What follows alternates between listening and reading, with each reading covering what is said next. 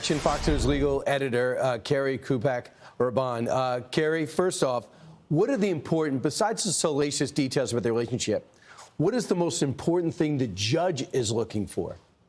Well, first of all, at a minimum, the judge is going to have to ensure that Ms. Willis does not continue to reframe the questions, attack the attorneys, and continue to behave in the hostile manner that she is. In fact, yesterday, he had to admonish her a number of times for her behavior and said that if she continued to act the way that she did, he was going to have to strike her testimony altogether, which of course would be devastating in this hearing. So I'm going to be looking to see if she's calmer, if she's more compliant. You know, you don't have the luxury when you're on the stand of attacking the lawyers in the way that she's been doing. And so that's one thing I'm looking for. I'm also interested to see if they're going to get back into the testimony from the friend, the good friend of hers, who also worked in that office at one point, who said that the relationship between Ms. Willis and Mr. Wade started long before what they represented to the court. And Brian, the reason that would be a problem is because if they lied in a court filing, I don't see how that wouldn't impact the judge's decision to disqualify her and potentially her office from the case. She says the relationship started in 2019. Obviously, he gets named special prosecutor to this prestigious case, gets hundreds of thousands of dollars to do it. They go on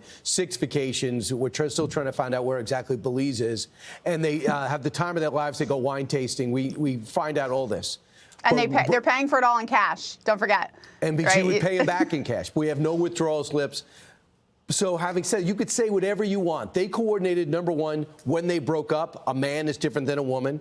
And number two, paying in cash. This guy's law firm got paid, and people would walk in and give him cash in a law firm. She would take cash out of her wall, out of a condo. So there's a lot of questions, but I just want legally, where does this case go from here?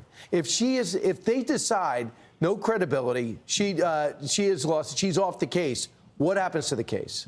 Look, there's no question that Ms. Willis has acted in a lot of ways hypocritically. Let's not forget that she ran a number of years ago saying that she thought it was terrible when people dated her employees, their employees. Well, look what she's been doing with partisanship and obviously inappropriateness with the way she's conducted herself, not just in this hearing yesterday, but in this whole situation. That being said, though, the burden is on the defense to produce evidence that demonstrates an actual conflict or an appearance of one.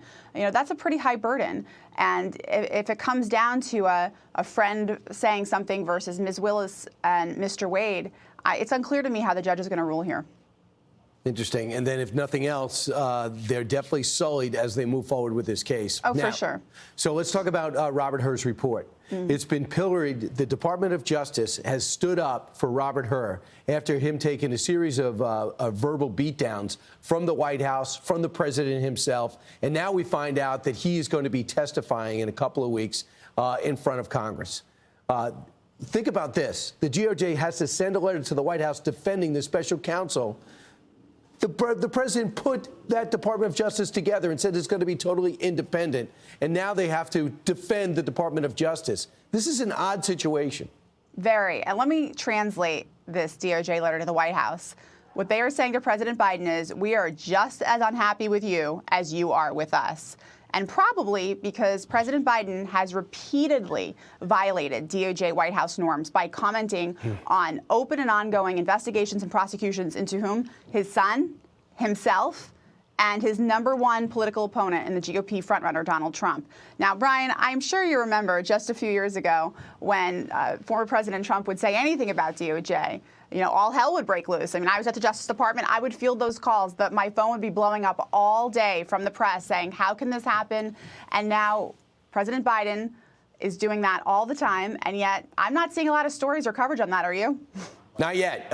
When Robert Hur comes out and his credibility is going to be unimpeachable, and if he wants, I think very few people read this report. When you read the 380 pages, you see what the president got away with. And they cite Ronald Reagan taking home his notes to try to save their credibility. But the president, if you bring this out, there's going to be something they don't want to do. Carrie, thanks so much. Appreciate it. I look forward to getting your review of today's testimony. Thanks for having me on.